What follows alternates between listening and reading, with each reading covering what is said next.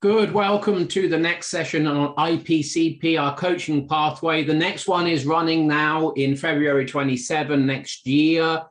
These videos to support you in understanding why you should be joining that. So this evening or last night, Jay ran a session and we ran into the coach's cognitive biases. So we're going to explore slightly that with the Headley and see how that is valuable and necessary for you to be across. Any questions that you have about the coaching pathway, when this video gets posted, put them in the comments and then Jay or I will respond directly to you. So Jay, cognitive biases from the coach perspective, what are you discovering? Not so much what I'm discovering. I've known that the coach needs to do the work to get their stuff out the way. Otherwise, that's going to get projected upon the client. What the cohort is really starting to realize is how prevalent that is without the work. It's a bit like trying to understand a book by reading the first chapter. You can't understand the whole book. You can't go deeply into it. So a lot of coaches think they know themselves. And some of these coaches have been through practitioner, master practitioner, and they've done the old meta coaching with us, coming into this program now, starting to realize, holy crap, my biases are quite large, and I can now actually see how they're getting in the way of me being an effective coach, an effective developmental coach. Okay. And so last night we explored your thinking preferences, and we explored your work preferences. And so thinking preferences are, I think we're looking at, do you think in terms of, well, your work preferences are, do you prefer working by yourself or in a team with others? And the important part about that is shared responsibility. Do you like to hold responsibility yourself? Even though you like working with people, then you're likely a group worker than a team worker. If you like working with people and sharing responsibility, then you're definitely a team worker. And if you like to hold responsibility to yourself and you prefer to get things done on your own, then you're definitely individual. And so, we had lots of people who were team oriented, and lots of people who are extremely independent, individual oriented. Well, that's not really going to work for coaching. And as we explored that, people's faces and chins begin to drop, because it's like, oh, that's really getting in my way. I like to have responsibility. I don't like it to be shared between the client and myself. Well, that's going to facilitate over responsibility 101. And so the coach is going to start being responsible for the client. They're going to start thinking about what the client wants, how they want it. Am I delivering it? All that stuff's going to be going through their head time and time again. In the thinking, let's interrupt the monologue. So, what's a cognitive bias, and what's showing up? Enjoy a smile. And how is that different to it just being a cognitive intention? What's the variable? So it becomes a bias when it becomes a driver. And so it becomes a driver when there's a high score in one or both of the cognitive intentions, or if there are 3 cognitive intentions in a category, then across all 3. Then the category becomes a bias. Then it's a cognitive category bias, which is off the scale. Then it's part of your identity. It's part of your personality structure at that point. So hold on. Say more about off the scale. It's off the scale in terms of.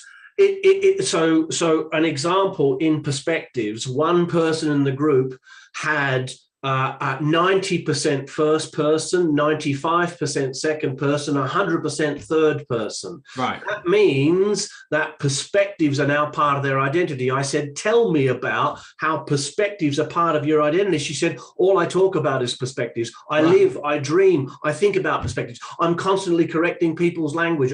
It's like it's part of her identity. That's why it's so strong across the category. So the whole category becomes a driver. How does that play out as a bias for that student particularly, without going into who that was? because they'll be constantly just coming back to perspectives. They won't be referencing anything else other than perspectives. They won't be referencing cognitive biases. They won't be referencing beliefs. They won't be referencing values. They'll just go, this is a perspective problem, because that's all there is. It's like tunnel vision.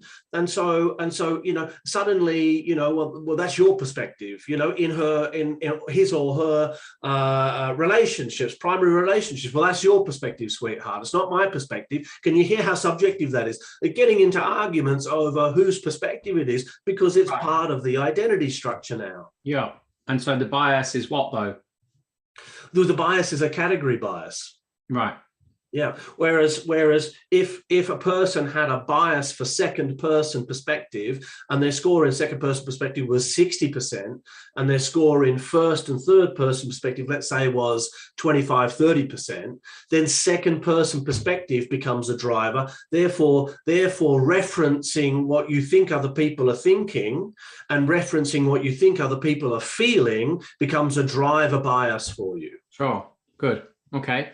And and how is the course helping with that for the student? As we go deeply into each of the biases, the students are seeing not only how the bias runs for them, but we're having individual and collective coaching conversations where everybody's invited into the process. So I'll coach somebody to their bias by asking, what's the positive intention of the bias? How does it serve you? How does it not serve you? Really simple questions.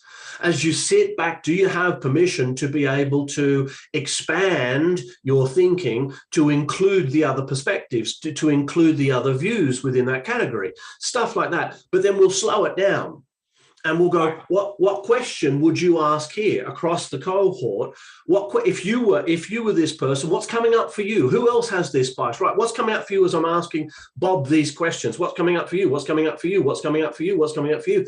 And they're sharing, and that person who I'm coaching then's going, that's exactly what's happening for me. Oh my God, what that person said. And so we're collectively learning off, like in a group and team coaching experience, about these biases and how they play out, not only for the person who's being coached or the people who are involved, but also my partner does that. Oh my God, my partner says I do that. So awareness of these biases, unless you're aware of them, you're going to be projecting them onto your client unconsciously, which means you're outside of your awareness, and it seems as though you're being unbiased. But your thinking patterns are directing the very fabric of your thinking, and therefore the fabric of the experience of the coachee who may not share those biases.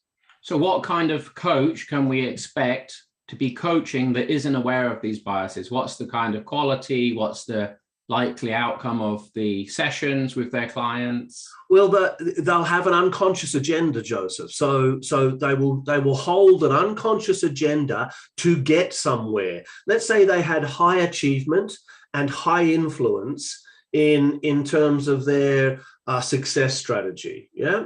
Right. So high achievement means they want an outcome. Yeah. High influence means they want control and influence. If you had that bias and you weren't aware of it, you would be controlling the coaching session toward an outcome that was yours, not theirs. Yeah. Yeah.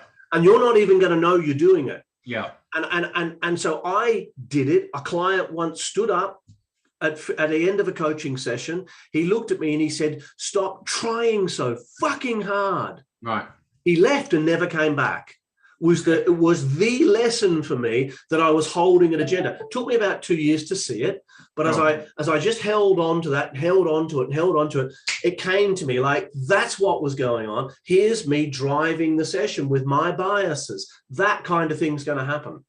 So as you can hear from our sharing here, we're very keen and we are very invested in making sure that as a coach, and particularly as an accredited coaching room coach, you're across a really clean, pure, and systemic approach to coaching. If that interests you, drop your questions in the comment section, or just really easy, come book on the course for next year, see Harriet. That's it from us. Till next time.